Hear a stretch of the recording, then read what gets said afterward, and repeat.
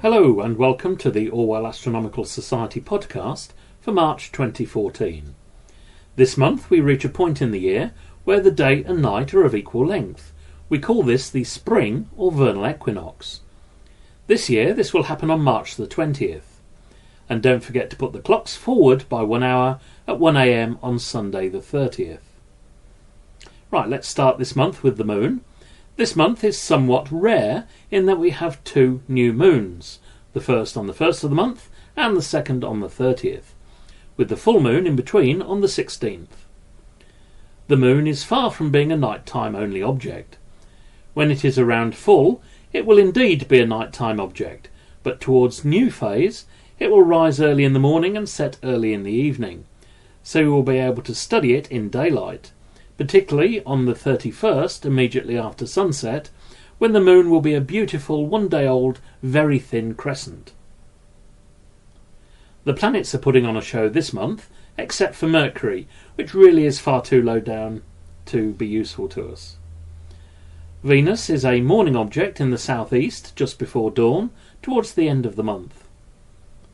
Jupiter is still the most prominent planet high up in the sky in the evening, particularly early in the month.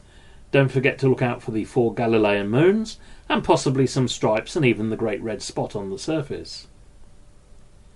Saturn starts to make a better appearance this month. Unfortunately, the best time to see it is still after midnight, and even then it's best seen around the end of the month. Saturn currently lies in the constellation of Libra, which will be in the south at that time. The rings are now beautifully open, and it certainly lives up to its reputation as being the wow planet when you see it close up. If you are looking at Saturn through a decent pair of binoculars or a small telescope, look out for the large satellite called Titan. Mars will be quite a good sight at the end of the month after midnight in the constellation of Virgo towards the south. It will be fairly near our old friend Spica, the brightest star in Virgo. Now Mars is currently getting nearer to the Earth, so it will be appearing larger and brighter progressively over the next month or so. There are no meteor showers worth looking out for this month.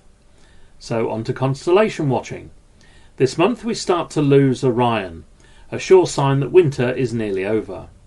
The zodiac constellations are the 12, or more accurately 13 constellations that the Sun appears to pass through as the Earth rotates about the Sun.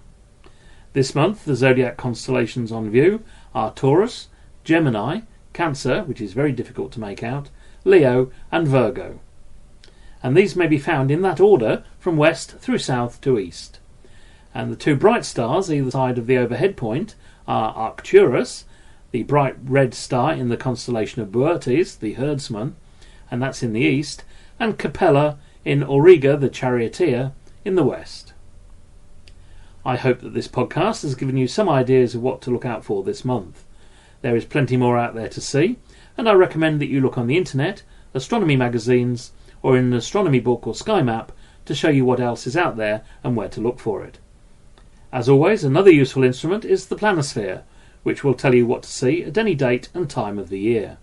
And these are readily available from any good bookshop. So listen out next month for April's highlights. Bye for now.